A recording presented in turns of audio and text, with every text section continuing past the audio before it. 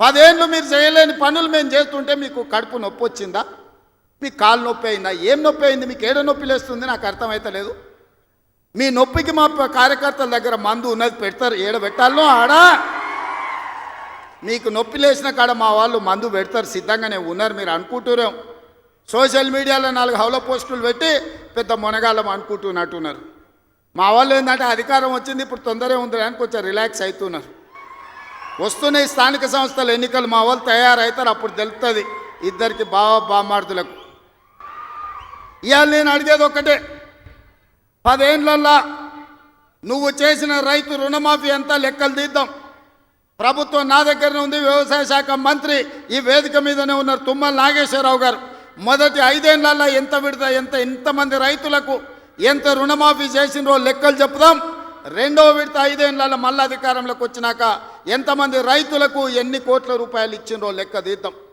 25 రోజుల్లో మనము 2 లక్షల రూపాయల మేరకు రైతులకు చేసిన రుణమాఫీని 2014 నుంచి 2018 వరకు, 2018 నుంచి 2023 డిసెంబర్ వరకు, 2023 డిసెంబర్ నుంచి 2024 డిసెంబర్ వరకు 3 సార్లు రైతు రుణమాఫీలో 2 సార్లు చంద్రశేఖరరావు చేస్తే, ఒక్కసారి ఈ వేదిక మీద ఉన్న మా మిత్రులందరూ చేసారు. లెక్కలు తీద్దాం, వాస్తవాలు మాట్లాడదాం. చంద్రశేఖరరావు గారు, మీరు అసెంబ్లీకి రాండి. నీకు ధైర్యం ఉంటే, నిజాన్ని ఎదుర్కొనే చిత్తశుద్ధి నీకుంటే రా అసెంబ్లీలకు. మా వ్యవసాయ శాఖ మంత్రి ఈరోజు నీకు లెక్కలు చెప్తాడు. ఏమన్నా తక్కువ పడితే మిగతా సంగతి నేను చూసుకుంటా. అదేవిధంగా తెలంగాణ ఉద్యమమే నిరుద్యోగ సమస్య.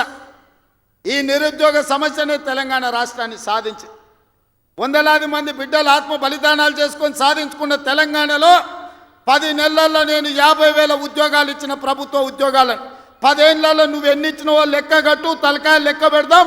50,000కు ఒక్క తలకాయ తక్కువ ఎల్పీ స్టేడియంలో అందరిని పిలుస్తా. 50కి తక్కువ ఉంటే అక్కడ నేను క్షమాపణ చెప్తా. స్వతంత్రం వచ్చినప్పటి నుంచి భారతదేశంలో ఏ రాష్ట్రం కూడా మొదటి సంవత్సరంలో 10 నెలల్లో 50,000 ఉద్యోగాలు ఇవ్వలేదు. నేను సూటిగా సవాలు విసురుతున్న చంద్రశేఖరరావు గారికి, రా నీ 10 ఏళ్ల పాలనలో ప్రతి సంవత్సరానికి నువ్వు ఎన్ని ఉద్యోగాలు ఇచ్చినావు? 10 నెలలల్లా నేను 50,000 ఉద్యోగాలు ఇచ్చిన లెక్క కట్టి తలకాయలు మొత్తం ఎల్పీ స్టేడియంలో పిలిపించి అందరిని పెడతా. నువ్వు వాళ్ళ తల లెక్క పెట్టుకో.